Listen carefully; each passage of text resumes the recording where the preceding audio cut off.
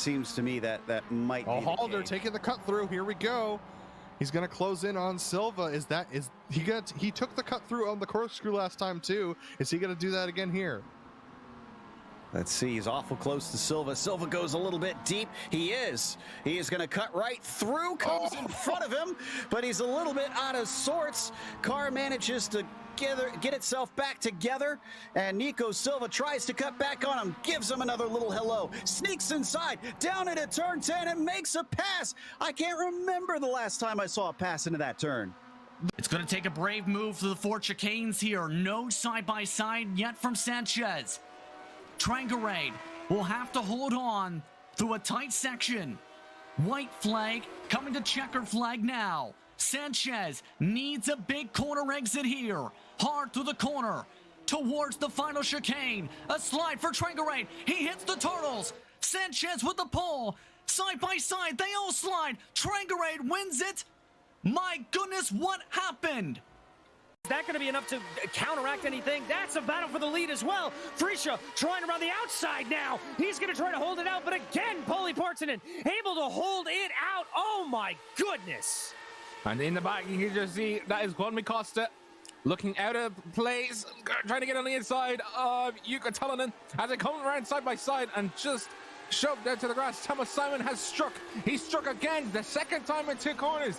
On the inside, going around the Lesbo 1 into Lesbo 2. Jukka Talonen and Thomas Simon going at it.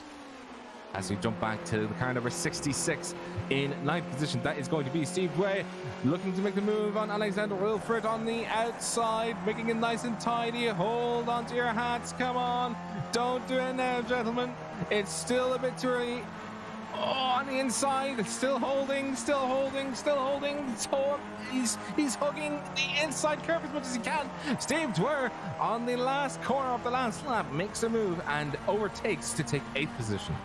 I think he has as well, but here comes the move for Philip Hammer. It's going to be down to the inside, going through the first corner, done and dusted. Lucetta tries to fight him back a little bit, but it's a little bit too late. But no, Lucetta's going to have the inside coming up the rise to Druids. And in through Druids goes the slides.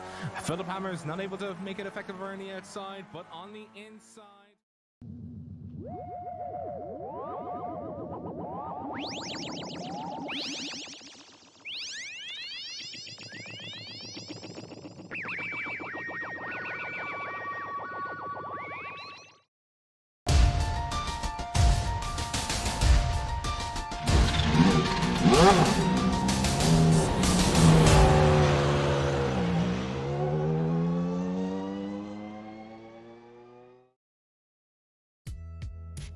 Last season's unbelievably tumultuous championship set a high bar for drama. With the regulars of this series not being shy for a challenge, they've elected to kick things off with the unbelievably difficult Belle Isle circuit. Even if it doesn't provide similar drama, the hearts will be pumping as we get ready to watch round 1 of the iRacing Kamel GT series. And you'll see it all live here on the Global SimRacing channel. Hi, I'm Joe Peak, and with me in the booth is Adam Lindgren. Behind the scenes is our director, Zach Johnson, and he's using cameras provided by Dougie Beard. Detroit is many times cited as one of, if not the toughest street circuit on iRacing. Let's head to our track guide to find out why.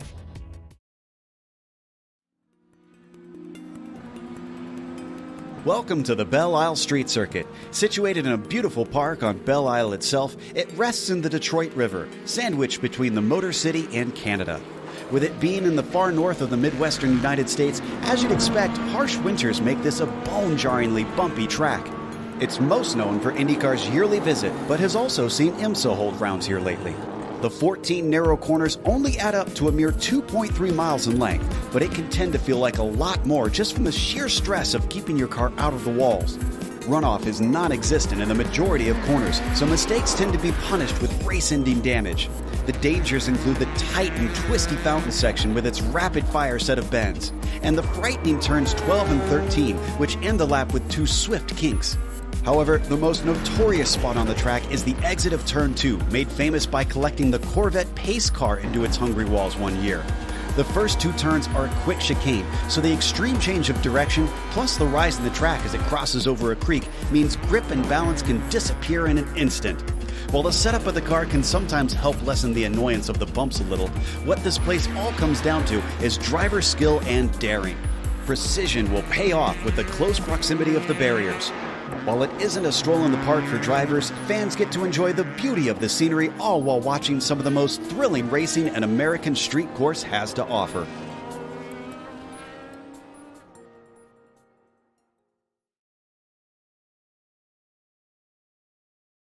Well, Adam, I have to say, they've decided to start off with a doozy here in Kamel GT this season. Absolutely, Joe, and I don't think we'll be short of drama today. Straddling the border of the US and Canada, this challenging, tight, twisting 2.35 mile or 3.78 kilometer 14-turn circuit features a mostly concrete racing surface with tire barriers everywhere and absolutely no runoff to speak of. The four-wheel drive, rally-inspired Audis will find themselves most at home here with an array of slow, tight 90-degree turns throughout the lap.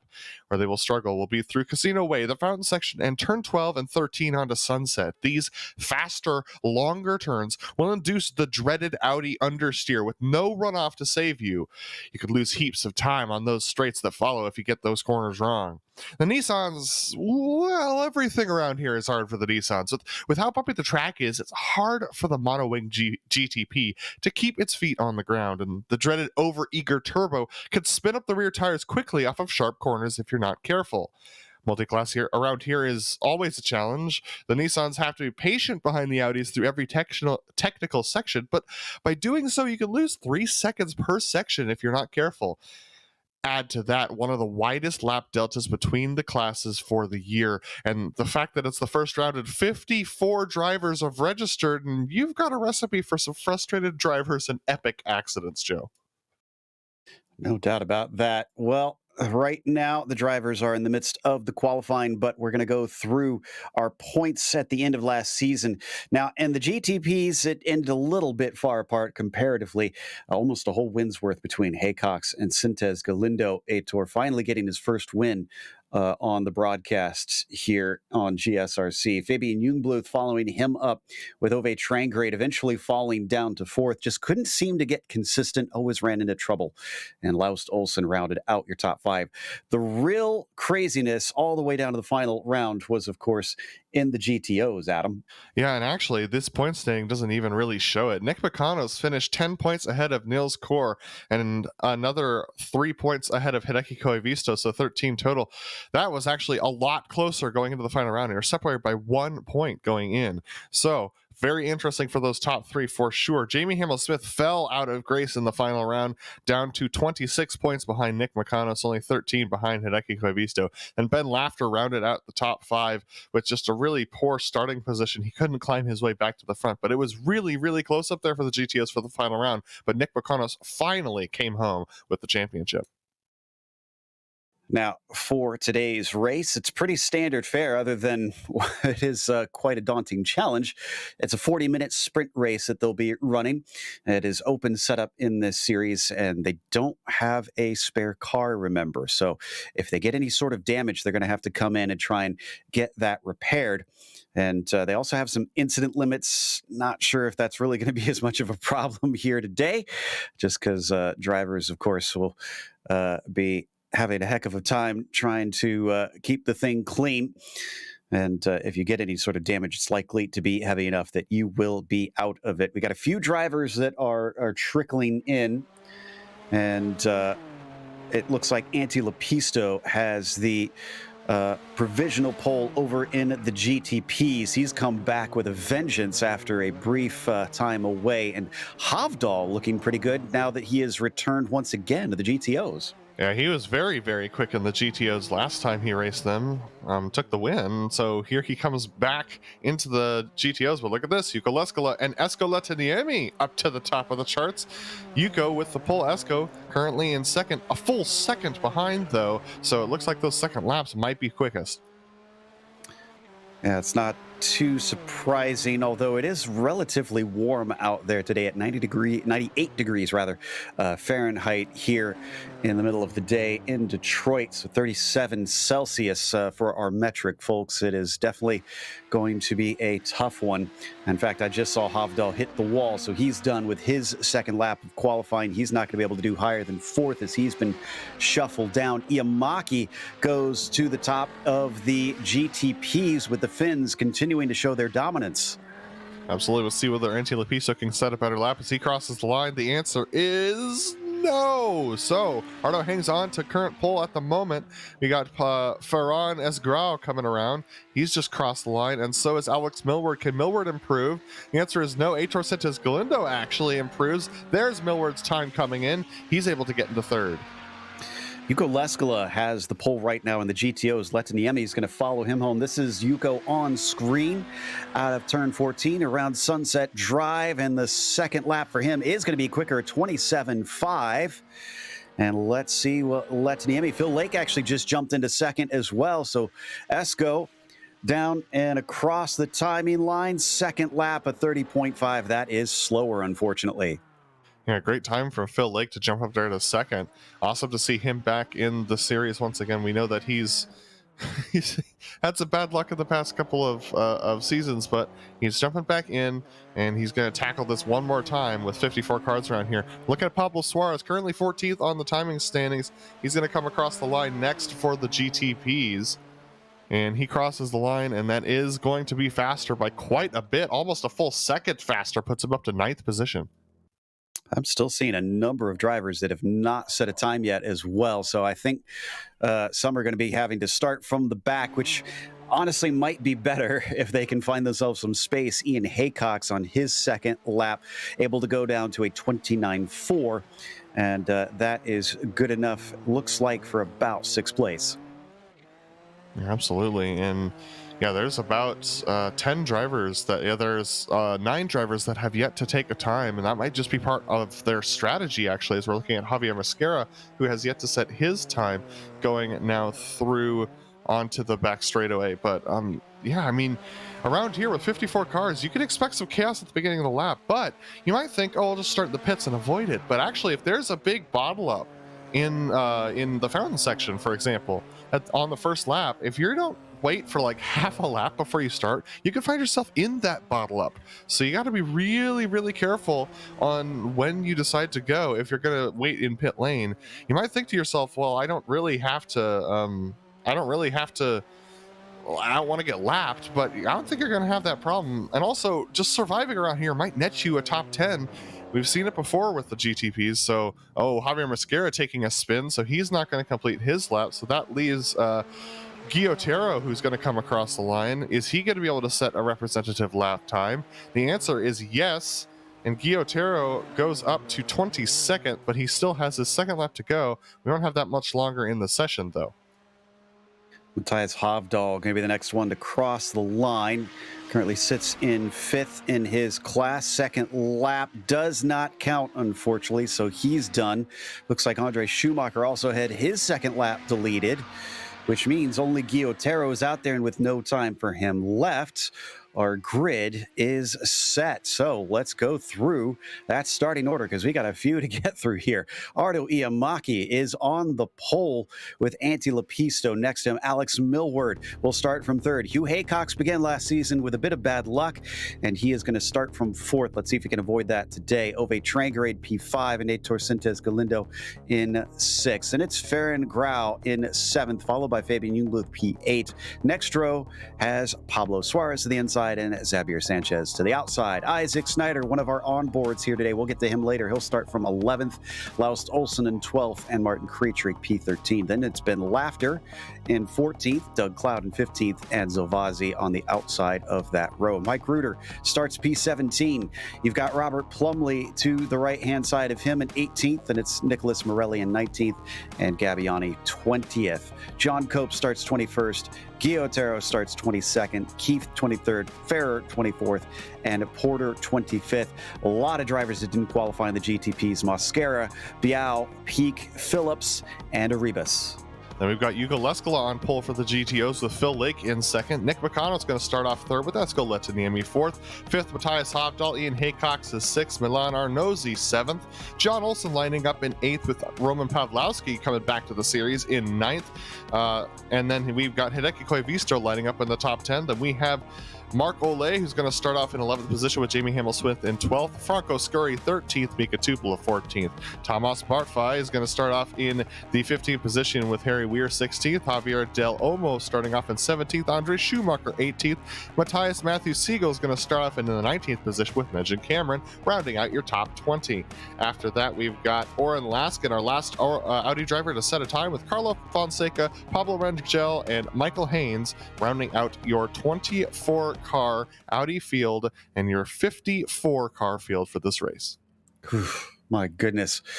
They've already just about gridded up. You can see just how many are here. They go all the way around the corner into the fountain section. There's just that many drivers getting ready to race today. Almost around the corner. They're just shy of doing so. And the Porsche pace car takes off 40 minutes. Who is going to be able to survive this and get this season started off right? The good news is they do have drop weeks that can help save them if this doesn't go well, but certainly not the way that you want to kick things off.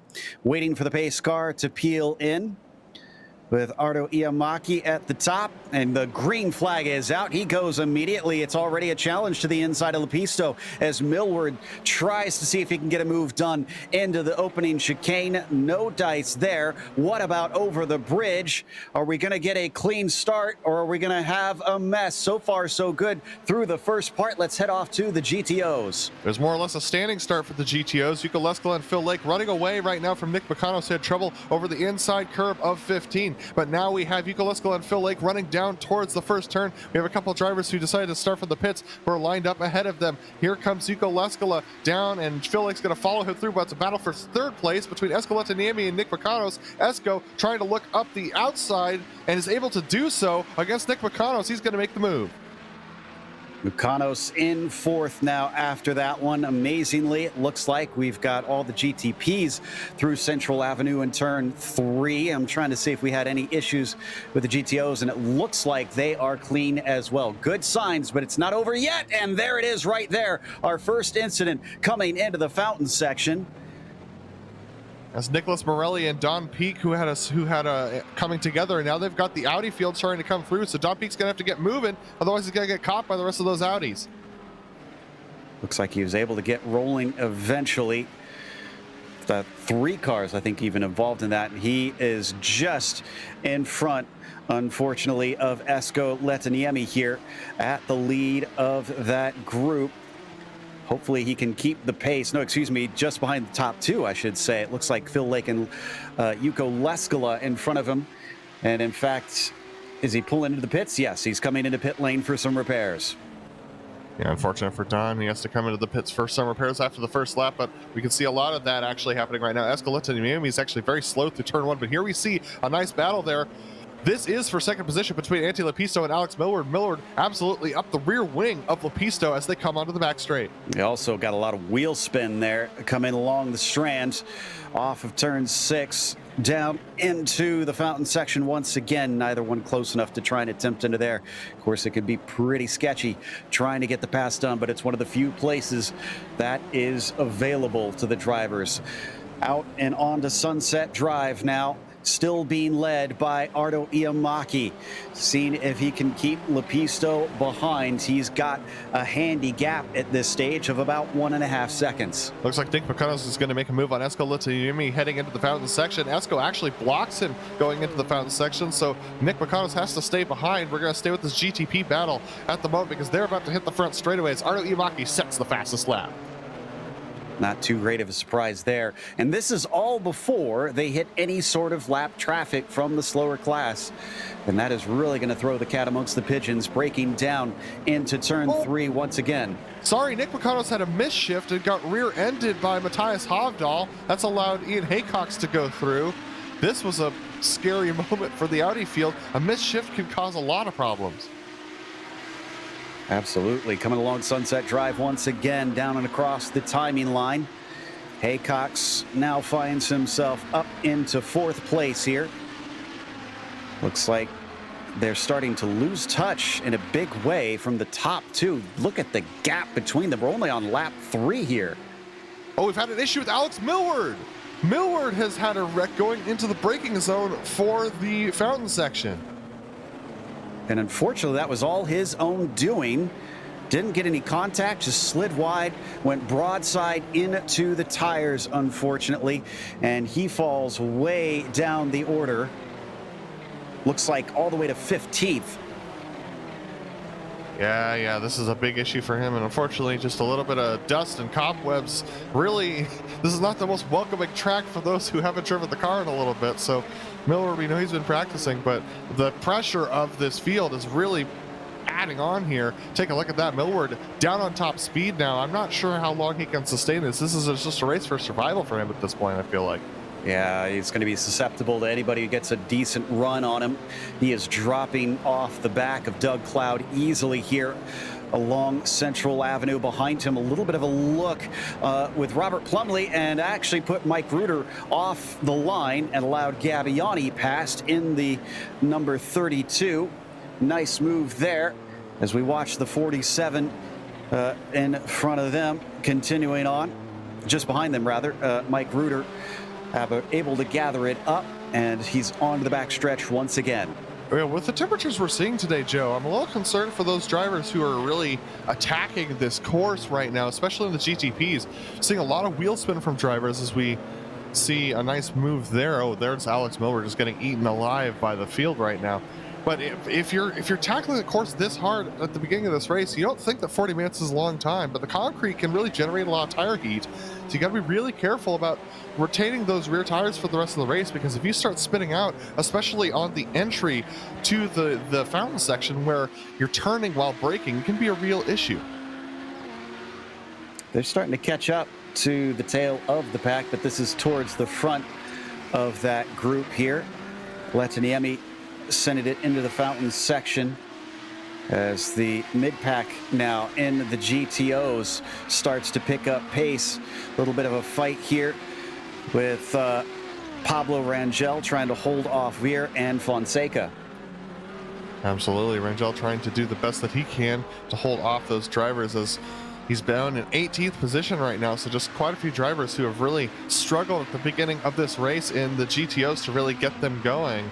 So very unfortunate, but we should head up to P2 in the GTPs because they've caught up to traffic right now. Arlie Amaki, Anthony Lepisto, and Hugh Haycox trying to navigate the GTO traffic in the mountain section.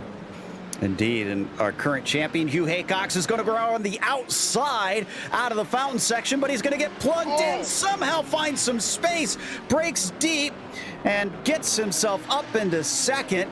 He has not lost the verve after taking the championship, clearly making some risky moves early, but it paid off. Yeah, I'm not sure if that's going to make a friend of Anthony Lepisto right there. That was absolutely Lepisto's place on track, but Hugh Haycox decided he was coming in, and even in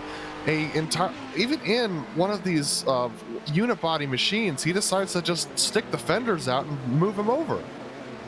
Ooh, more three wide back here dealing with the traffic. Santez Galindo with Ove Trangaré to his outside. Grau tries to take advantage. He's going to get a second bite at it here into turn 4. Still doesn't quite work out, so Trangaré will retain that 4th place.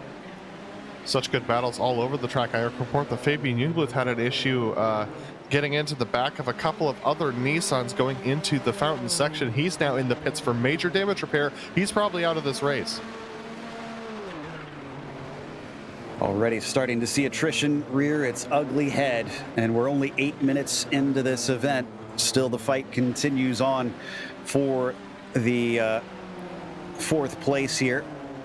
Santez Galindo, Trangaré, and Grau coming out of the fountain section once again, and on to Sunset Drive. 2 quick right-handers just ahead of them. Carlos Fonseca is going to be a little bit of a hiccup in traffic. He's got Harry Weir in front of him too. Absolutely. These GTPs doing a decent job of navigating through the traffic, but you can tell they're getting held up. Here's Anti Lepisto as he's trying to make his way around the outside of Pablo Rangel, now trying to make his way past Javier Del Olmo, is able to do so. Javier is probably going to lose the position to Pablo in the background, but look at this battle behind them. This is between Open Trigger and Fair Grau. Grau finally making that move, trying to make it work. It's contact between the two of them. Ooh, that was close to the tire barriers.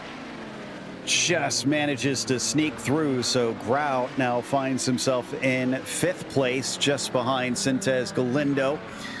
Pablo Rangel on attack here with Del Olmo, and they're going to go side by side, holding up the GTPs even more. Now coming out onto the backstretch, they're going to have to make it 3 wide. There goes 1, there goes 2.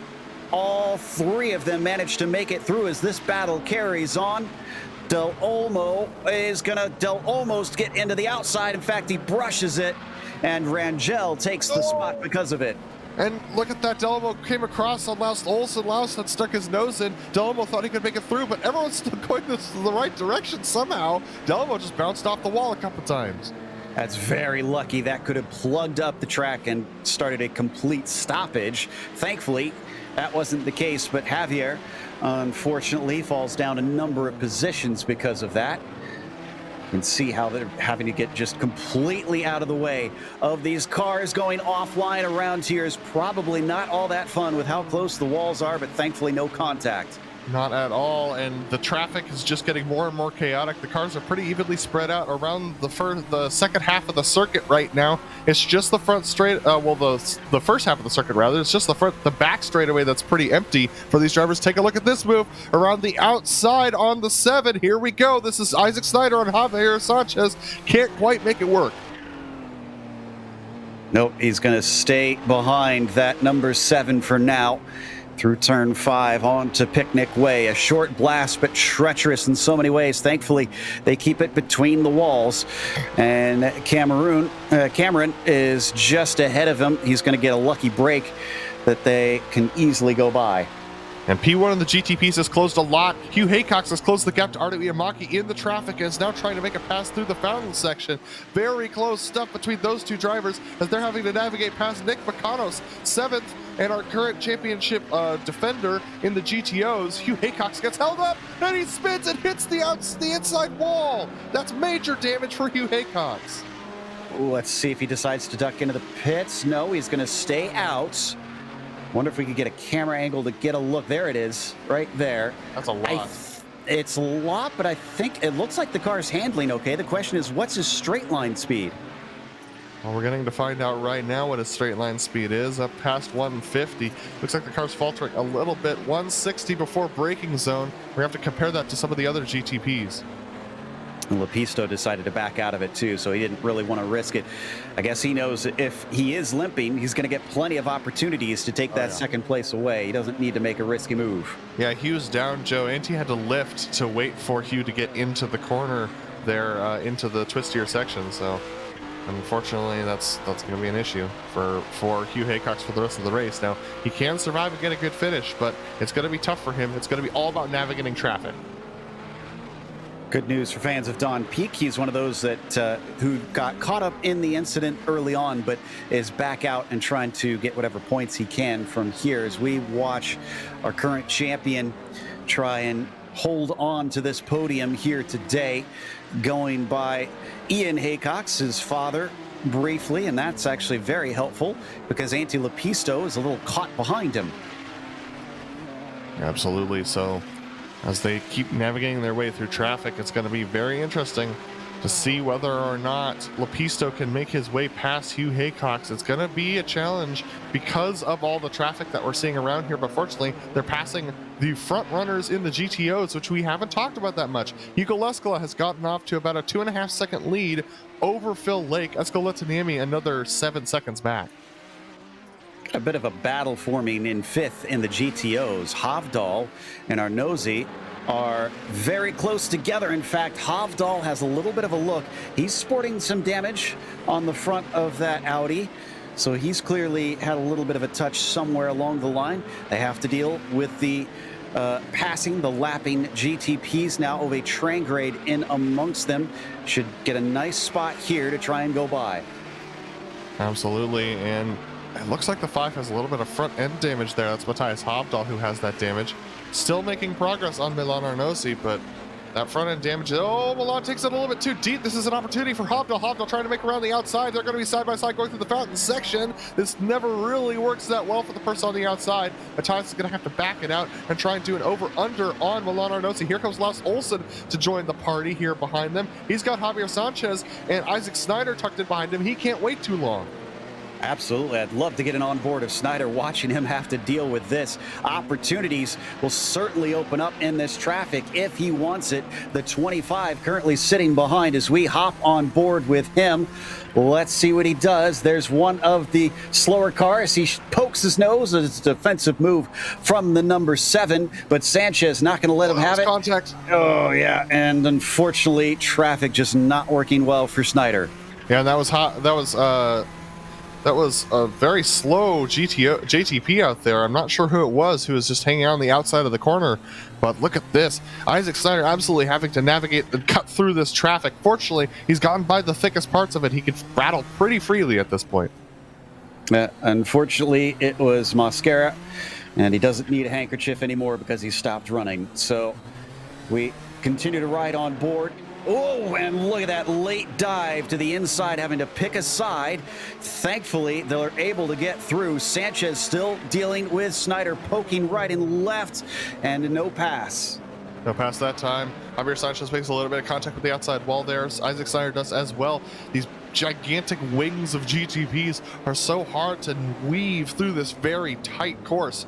It's not really made for these cars, so it's a real challenge for them to do so around here. And this track wasn't even invented. I don't know how you would phrase it, but it didn't exist yet when these cars were running. I believe 90 or 91 was the first year that IndyCar took to this track.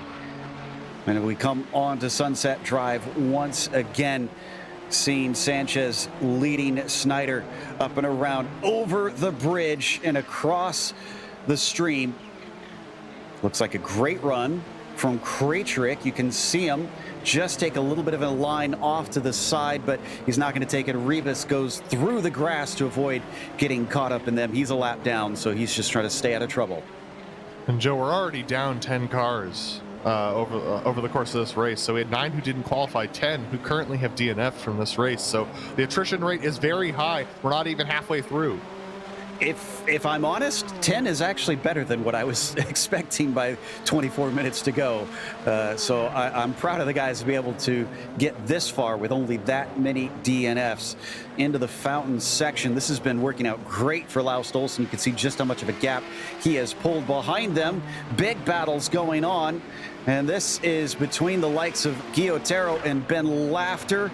Ben gonna lose out on this one as they go by Mukanos and Pawlowski. Oh, trying to go too wide, side swipes Roman. Roman still holding tight to his position. He's in his own race. He doesn't want to give up track position here. No, because that's Nick Mukanos tucked in behind him. This is the battle for the 7th position between Nick and Roman. And so they're in their own battle as they've got John Cope trying to sneak through as well as Paul Ferrer. And they're both trying, oh my goodness, close stuff for Nick Mukanos on the exit of that corner. Roman Pawlowski absolutely being a real bane for Nick Mukanos. Mukanos, despite finally taking a championship and doing so with, I believe it was 5 wins, is still sitting down way in the order. He's only 8th right now, so a bit surprising. Very surprising for sure for him. As we continue to watch those two battle, the battle for that 9th position really cracked off in the last 30 seconds between Isaac Snyder, Martin Krajcik, and Patrick Silvazzi. Fortunately, they've all been able to sort it out. So really hard to navigate all this traffic today. It really is about just survival around here. Get as much as you can. I'm sure once we get down to the last 10 minutes, people will really start assessing their positions. But I'm not sure anyone knows where they're running at this point. That was one off. It was 6 wins for Mukanos last season. It's still an impressive feat. Only one of his points finishes was not a win, and even that was, I believe, a 3rd place for him. So we continue to watch Sanchez lead his group, try to catch back up to Laus Olsen. Still a driver who's seeking somewhat better results, and John Cope has unfortunately found the runoff area. I guess, fortunate in the sense that it looks like he got away without damage. It's an interesting place to find the runoff area, actually, right before the fountain section. I mean, I guess you could take it too deep there, but most drivers end up trying to turn in. So good for John Cope to go straight and just go into the runoff area there instead of trying to turn in and hit the inside tires like we've seen before.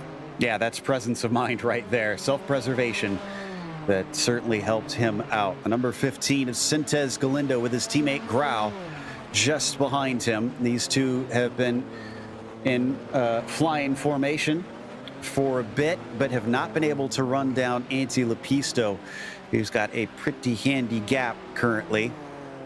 Looks like they will have to sit tight for the time being, try and hope that this race will come back to them. Lepisto is actually coming upon Don Peak, who tries to get out of the way. Unfortunately, that does hold up Antti ever so slightly. Absolutely. So it looks like most of our battles have run down to single car battles at this point, or double car battles. Speaking of battles, Roman Pawlowski and Nick Picano side by side as they head down the back straightaway. These two drivers trying to navigate it. Nick Picano just has not been super assertive this race. I think he's just trying to make sure he doesn't wreck himself or Roman, because just finishing right now will be a success. Well, yeah, the all or nothing tendency that he had last season did net him a championship, but I'm sure he'd like another one. Maybe he's thinking just bring home valuable points and don't risk the car. There's plenty that can still happen in half the race left to go. He's certainly been hounding Pawlowski since we've started to look at this 17 chasing the 19 as they come on to Sunset Drive. He's very close, but it looks like he backs out of it. Yeah, he's going to try and set it up into the third turn here. So as they go through 1 and 2, he's going to try and get a good exit here. But I'm just not sure he has the drive. He has front left damage, which is really affecting his braking performance and turning performance. Look at this. This Roman Pawlowski moving over to cover off the inside. Nick brakes as late as he can, but just can't quite get the overlap.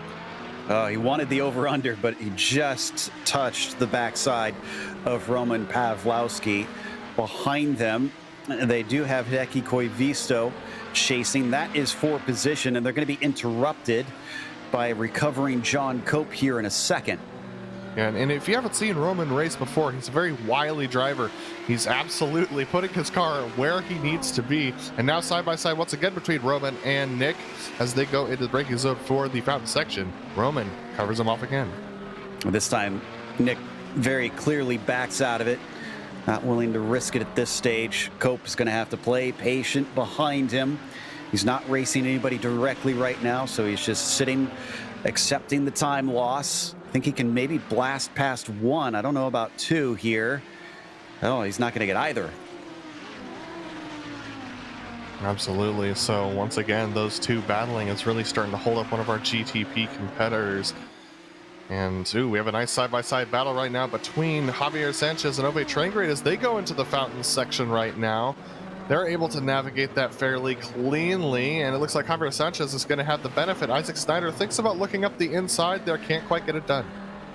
Great move by Xavier, just managing to get inside in time. Isaac Snyder still giving wash. If I'm seeing correctly, almost looks like Snyder might have just a little bit of damage on his rear wing. Might be my eyes playing tricks on me. Oh no, he does. It's on the left rear, and that's definitely affecting him.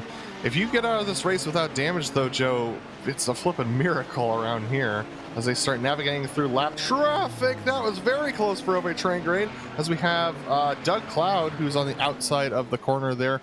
They're going very slowly, but here we go. Isaac Snyder with a nice move on Ove, who's got a lot more damage than Isaac. Late on the brakes for Ove Trengrade. He's going to try and hold it on the inside. Isaac turns in late. Ove clips the inside curb. That's going to be it done. Snyder now gets himself up into 8th with that move. And he could be held up here on Picnic Way. Tupola kind of in an awkward spot. He tries to get inside, holds both of them up, and eventually he is passed without losing a position. So just updates on our leaders. Arno Iamaki currently leads the GTPs with Hugh Haycox 9 seconds behind Antti Lepisto, 3 seconds behind Hugh. That 3-second gap can close in an instant. Yuko Leskola currently leads our GTOs with 4 seconds over Phil Lake. who has 15 seconds over Escaleta Niemi. Those are your top three in both of our classes. I think that GTP one's one to keep an eye on between Hugh Haycox and Lepisto. Definitely. I think that's really going to be our closest, at least for significant positions. And there you see Lepisto giving chase on Hugh Haycox, still retaining second place. Down into turn 3 once again. They're going to go past Hamill Smith. Hamill Smith, another one unusually far down. He sits in 10th place today.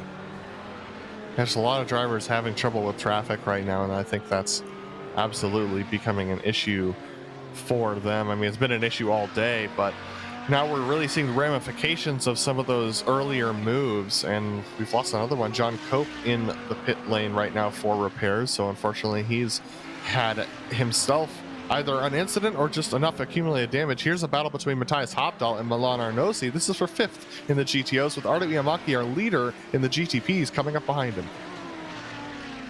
All right, will this affect it? Getting right up against the wall. Hobdoll is using every inch of the track he can right now. Yamaki gets one, and he's going to put him offline, which is very sketchy in these GTOs. At this point, Arnosi spies a chance, but then is unable to capitalize as he runs out of racetrack into Casino Way. Wow, and Hobdoll with a great exit off of turn 1, but look at that, just down on top end speed. Must have some serious damage to those front. Yeah, he does. The left side entirely damaged on Matthias Hobdoll's machine, so unfortunately losing the 4-wheel drive from those 2 wheels. So unfortunately he's really getting pushed along by the rear drivetrain and that front right wheel, and that's absolutely going to slow you down. So Arnosi able to make the move. 15 minutes left now. He's still got time. Coming up behind him, Hugh Haycox will be up next, second place in the prototypes. As we look at the battle behind them with Sintes Galindo with his teammate behind, and Laus Olsen back there. Wasn't Olsen in front of them before? I believe he was. Oh, and we've had a major incident between Isaac Snyder and a GTO. I believe that's Pablo Rangel. Oh, Rangel, okay. And that was on Picnic Way, which I mentioned is a very short blast, and I think Snyder discovered just how short, because Rangel was trying to get back across the racing line and did not expect him to try and make that move. And now he's got significant damage on the rear wing, allowing John Keefe to try and sneak by. And it looks like he's got it. He is into 12th with that move, as somebody just about goes into the barriers on the entry into the fountain section. Who was that? Well, Mike Reuter actually did go into the barriers there, a little bit behind Isaac Snyder and John Keefe, so he's now trying to recover. I'm not sure who the other driver was, but it looks like a lot of these GTPs are having, I mean, like, they said that brake fade was possible, but could that be happening to these drivers right now?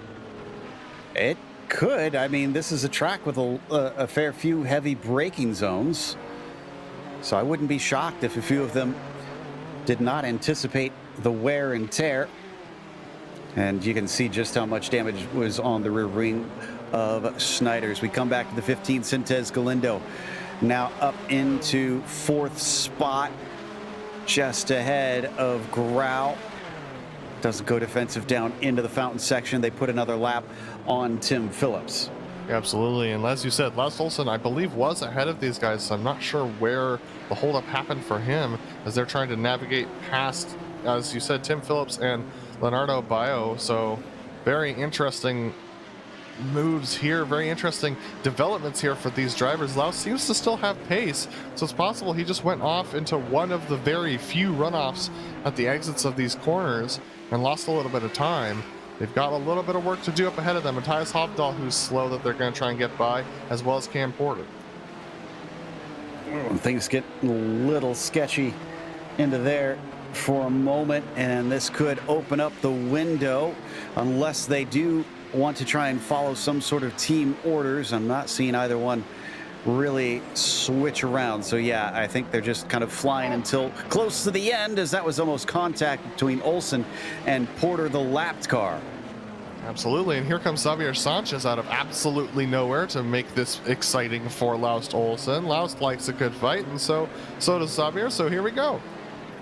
As this is happening, just behind them, Pawlowski and Mukanos are side by side for position in the GTOs, and this is carried side by side for about 3 or 4 corners now, and finally it goes in favor of Roman, but I don't think it's done yet.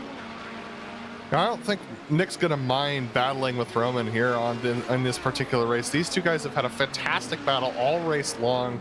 This is exactly what you want if you're a GTO driver, is to have somebody to fight with throughout the race, and to be taking just little tenths out of them here and there, or have them take tenths out of you when you make mistakes. It's such a good feeling around here. Here comes Martin Krajcik in 10th. He's going to try and get by these guys in one of the hardest sections to pass a GTO.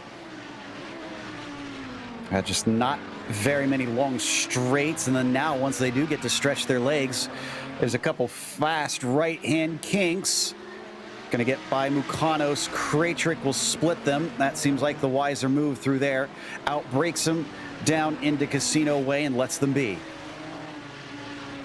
Absolutely. So these two are going to continue to battle each other throughout the rest of this race, I think, but Nick Mukanos doesn't really have an opportunity to draft. Wow, look at that. Roman Pawlowski absolutely playing a little bit of games with the GTP that's making it by them.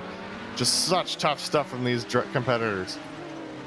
Got to use every tool in the toolbox, and Roman has been in this series for some time. Haven't seen him around, I'd say, in a minute, and after showing up for the Lotus 49s a little bit earlier today, he is back out into the Kamel GTs, getting his vintage boots back onto the back stretch. I think Mukanos looks rather close. Does he dare try and make an attack down into the fountain section? That looks like a no to me. Absolutely, and John Keefe has picked up some major damage recently as well. So John Keefe, number 13th in the GTPs, currently with major damage, battling with Isaac Snyder, who also has major damage in the GTPs. They got Robert Plumley behind. Robert, I don't believe, has quite as much damage as these guys. Actually, his car looks pretty clean, so he's not super quick on pace himself. Going to look at the lap times of Iamaki. Last lap was a whole 3 seconds slower than a typical lap for him, and I think that was all traffic, because I went back and looked, but I didn't see any spins or contacts with the wall. Yeah, that was all traffic through the fountain section. It's one of the worst places to get caught behind a group of GTOs, and that's exactly what happened to Iamaki. So he lost quite a bit of time, but he's gaining it back now on Hugh Haycox, who's still 8 seconds behind. Yeah, Hugh Haycox dealing with the exact same thing, but unfortunately for Iamaki, it was also having to give up time there through the fountain section. Oh, we've had the wreck. Nick Mukanos and Roman Pawlowski in turn 3. Oh, and I see there's John GTP. That's John Keefe pulling over to the side of the road as well. I think that was, yeah, it was a separate incident. Keefe making contact with Isaac Snyder, though. Second time today. We've seen Isaac unfortunately come together with somebody. Yeah, and this wreck between Roman and Nick just got onto the grass of the exit of 3. There's a little bit of grass between the wall and the track, and now we have another driver who's wrecked out. That's Mukanos. That's our current champion. Yeah, this was just a mistake from Mukanos. It wasn't any super aggressive driving for anyone. It was just getting onto the grass just a little bit and ended up spinning up the outside wheels, and he just rammed right into. And there's another wreck happening. Ooh, the 37. Is that Rangel? Yes, that is. Rangel's already had a very storied race. Unfortunately, it's about to get more storied. He makes contact with a GTP, comes across on him. Oh, and Snyder understandably upset, but that's the second time he's been run into this race.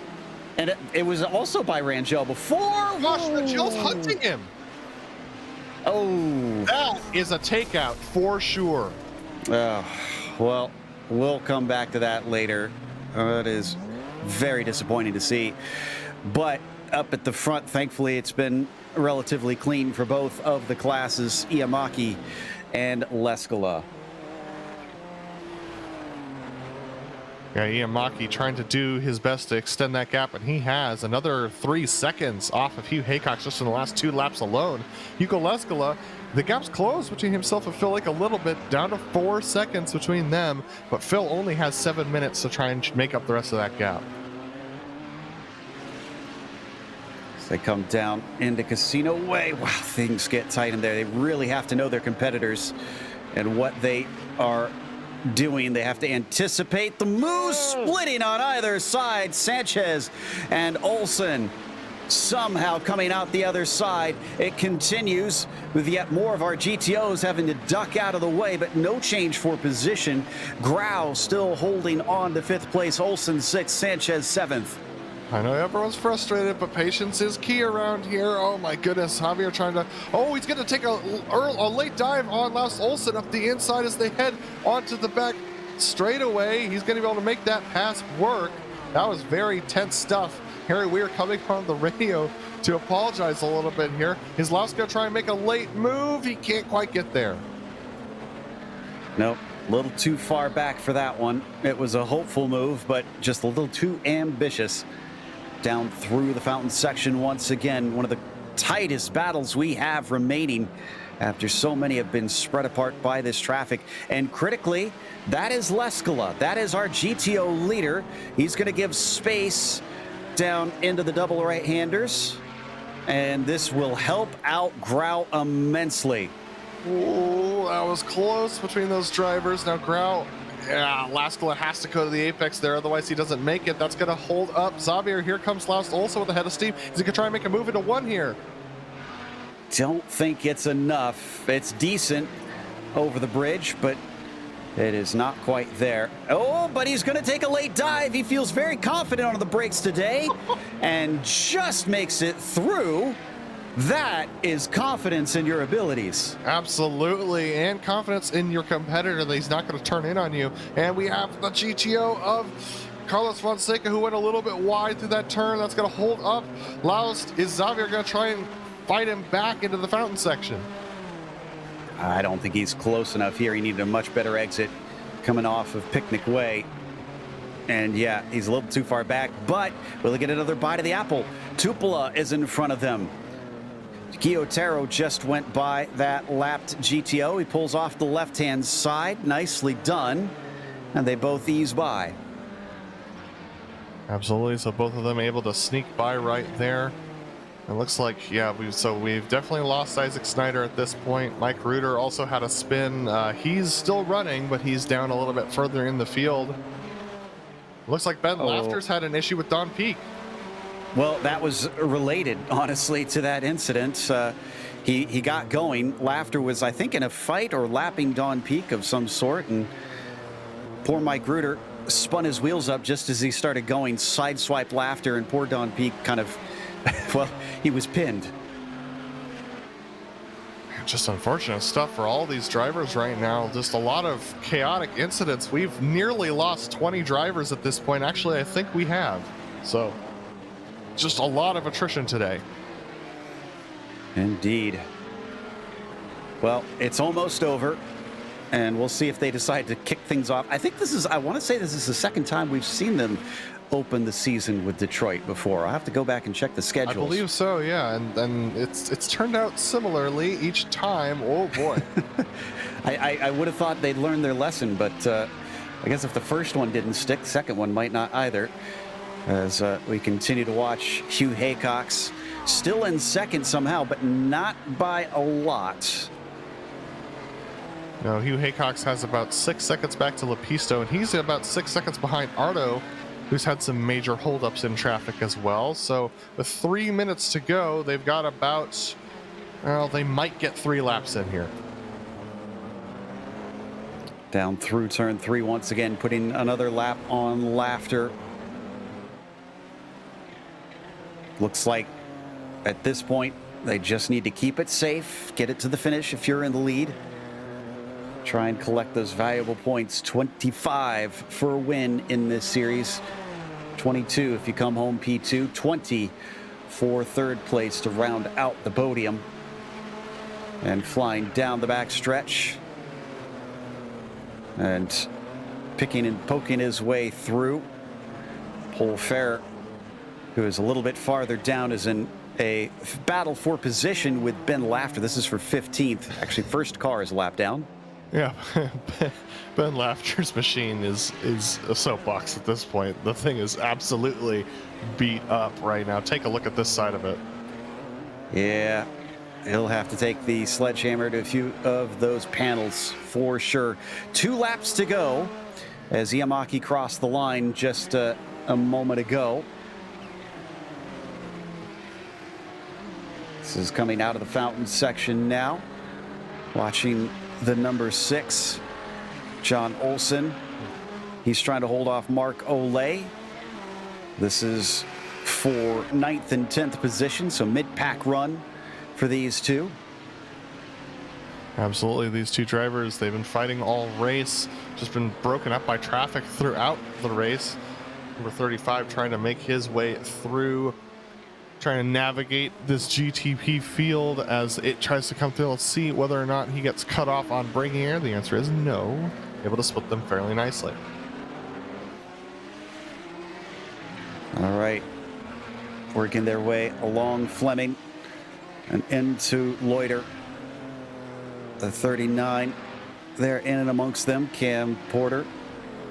And Ardo Yamaki is about to take the white flag this time by. So Ardo should get the white flag with 52 seconds to go at 1:20 laps. Should be getting the white flag this time by as he's going to make his way past John Keefe. He is indeed. And Keefe just running his race. Even though he's got some damage there on the rear, he's not immediately leaping out of the way, which is understandable. And the number 7 splitting the 27 there for a brief moment from Hideki Koivisto. That's Sanchez, who we've been watching before. Loust Olsen with him, but they've lost touch with Grau. In fact, Sanchez just took that spot this lap over the 12. Yeah, it was a pretty aggressive move through the fountain section, so Xavier was able to make that move on Loust Olsen. A very assertive move, and that should seal him that position. But up in front of it all, it looks like Ardo Yamaki has control here as he comes down into the fountain section. About half a lap behind, Ardo Yamaki is also on his way. In fact, a lot more than that, I should say. Maybe more like 3/4 of a lap behind. Up through the fountain section, next car on his list in front of him is Del Olmo, but he does not need to overtake him. He's got plenty of gap behind. He can cruise to this victory, and that looks like exactly what he is electing to do here, not pressing the issue until now when he can sneak by, because Ardo Yamaki is your winner here today in round 1 of the Kamel GT Community. Yuko Leskala just now going through the fountain, actually just now about to enter the back straightaway himself, and he's got pressure from behind. Phil Lake only 5 seconds back, and wow, that is stricken Patrick Silvazzi, who went up the inside of Yuko, and Yuko's almost as fast as Patrick, who seems to have a little bit of toe damage. Yuko's just going to back off and let Patrick go, but I'm not sure Patrick's going to be faster through the fountain section. Yeah. He's causing a little bit of a headache, but the good news for him is that Phil Lake is far enough behind. As long as there's not an accident from Zilvazzi, I think this is Leskala's race. 2 more corners to go, 2 real corners, and then a little bit of a lift in the last one. There's 1. There's 2. And Yuko Leskala comes back, wanting to try and get himself another championship, and he's starting it off right by winning here in Detroit. Phil Lake a close second, able to keep it very close. So is Hugh Haycox in second place of the GTPs. Great finish from them. And that's going to take us to a quick break here on the Global Sim Racing channel. We'll come back with the official results as well as driver interviews, so stick around.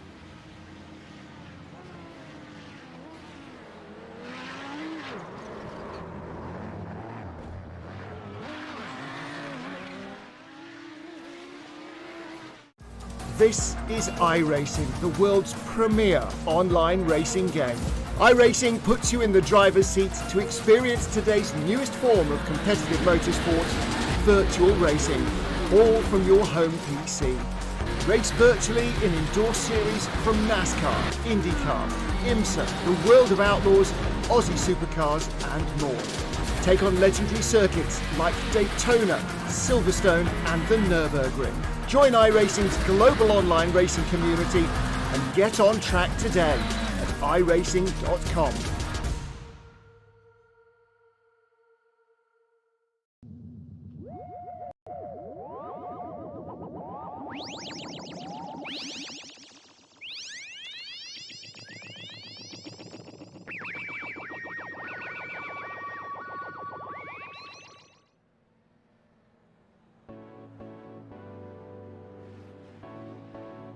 Welcome back to Detroit. We just watched round one of the Kamel GT series, and Ardo Iamaki was your victor. It was Hugh Haycox with a second place, which I'm sure he'll still appreciate, but looks like he's got some competition out there. Antti Lepisto followed him home in third. Anti's been quick since he's returned, but still looking for more wins, as Sintez Galindo finished fourth. Farron Grau was P5. Sanchez with a 6. How about Laust Olsen up 5 spots from 12th to take 7th place. Poor Ove Trangrade fell to 8th from his 5th place starting position, and Martin Krajcik was 9th. Then it's Luca Gabbiani in P10. Patrick Silvazzi, the first one on the next slide, in 11th. It's Robert Plumley, P12. Mike Reuter in 13th. John Keefe was the first one a lap down in P14, with Pole Fair behind him in 15th, and Ben Laughter getting a fair bit of damage, unfortunately finishing 16th. Tim Phillips a lap down in 17th. From then, his drivers multiple laps down, including Porter, Morelli, Snyder, Guy Otero, and many other retirements here today. Adam? Yuko Leskala took the win on the first time of asking this season here at Belle Isle in the GTOs, with Phil Lake only about 5 seconds behind. Just a good start for Yuko, was able to let him run away with it. Escaleta Niemi showing some great speed today, coming home in the 3rd position ahead of Ian Haycox. Milana Nosi comes home in 5th, rounding out your top 5. Then we have Matthias Hobdoll, started on pole, had a little bit of trouble, comes home in the 6th spot, with Hideki Koibisto coming home in 7th. Jamie Hamill-Smith finishes in the 8th position, with John Olsen in 9th. Marco Lay is going to round out your top 10 there. Then we got Mika Tupola finishing in the 11th position, with Carlos Fonseca in 12th. Oren Laskin in 13th, with Harry Weir in 14th. Javier Del Olmo is going to finish in the 15th position, with Michael Haynes finishing in 16th spot. And then the rest of the drivers had some significant troubles, such as Roman Pavlovsky, Nick Wakanos, Tomas Bartfall, Broncos Curry, and the rest of your drivers on your screen. And we've got, it looks like, our second place finisher in the prototypes ready to talk to us. Hugh Haycox comes off of a championship to start things with a podium, so not too shabby. But Hugh, it looked like, at least for a brief while, you were dealing with some damage. Did that affect your pace today? Was there more in it than what you showed?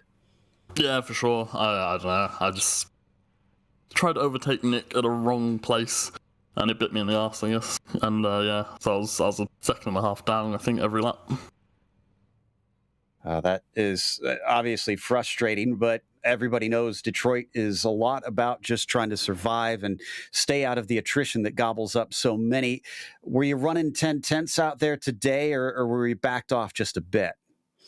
After my spin, I backed off quite a lot, just trying to get it to the end. I realised that Antti was quite slow compared to me, even, I don't know if he had damage or what, but, you know.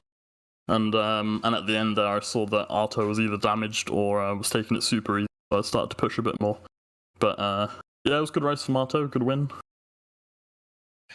Well, as I said, it's a valuable podium to kick things off. You think you can defend this championship this season, or some of the guys starting to come back, especially some of those Finns, are they making you nervous?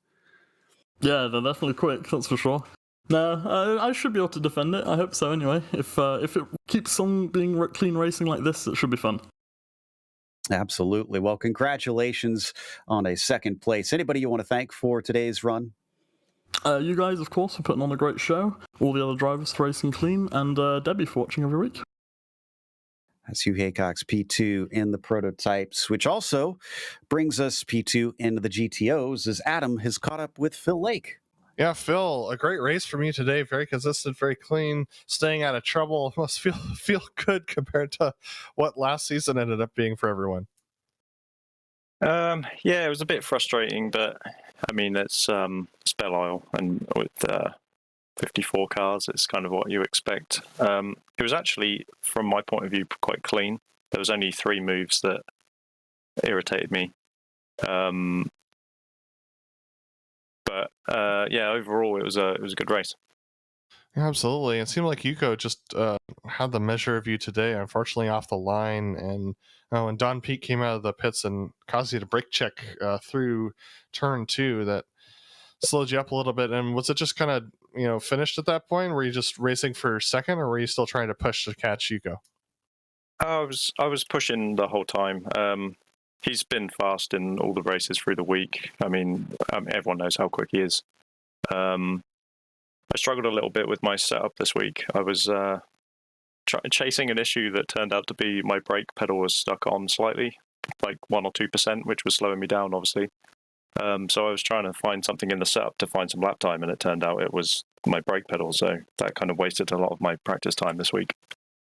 Yeah, absolutely. One of those gremlins, absolutely something that can hold you up. Now, next week we head off to Zolder, the alternate circuit, the alternate layout. So if we get 54 cars there, what do you think it's going to be like?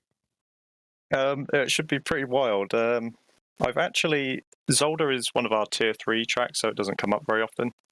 And I think I've missed it the last 2 or 3 times. So it's actually been probably 2 years since I've driven any car at Zolder. So it'll be quite a refresher, I imagine, this next week, trying to get back to grips with it. And I remember it being quite tough in the Audi because the curbs are quite big, especially the chicane on the back straight. So it'll be interesting. I think the traffic will be quite difficult. So we'll see how that one goes. Absolutely. It's going to be definitely interesting to watch, but a great start for you for the season in second place. And is there anyone you want to thank for your race today? Yeah, all the Dirty Talk guys, and you guys as always. Well, thanks for talking to us, Phil, and we look forward to seeing you next week at Zolder. Yep, see you, Adam. All right, that was our second place finisher in the GTOs. Phil, Lake, back to you, Joe. That's going to close out our interviews. So we want to give a big thank you to the Kamel GT community for bringing us back for another season of coverage. Also, we want to thank the companies that provide the software and hardware for our broadcast listed here on your screen. Additional thanks to June Lalonde, who provides our wonderful music. Check out her Bandcamp for more great work. And thanks to the team today, Adam, Zach, and Dougie. You can find more info about GSRC at globalsimracingchannel.com or through our social media. And also check out our merchandise store at simracingmerch.com/GSRC. We keep a link in the description below. Don't forget to subscribe to our YouTube channel so you don't miss a moment. Now, next race is at Zolder. However, it's Christmas on Saturday, so we're bumping it back a day. It'll be Sunday, December 26th, and at a slightly different time at 2 p.m. Eastern. We also have upcoming races for other series listed on the screen, so check those out. Mark them down on your calendar, including, in a little less than an hour, we go to the Majors Team Endurance Challenge over in Germany. Hockenheim will be at 4 p.m. Eastern. Until next time, race clean, race hard, and we'll see you on the track.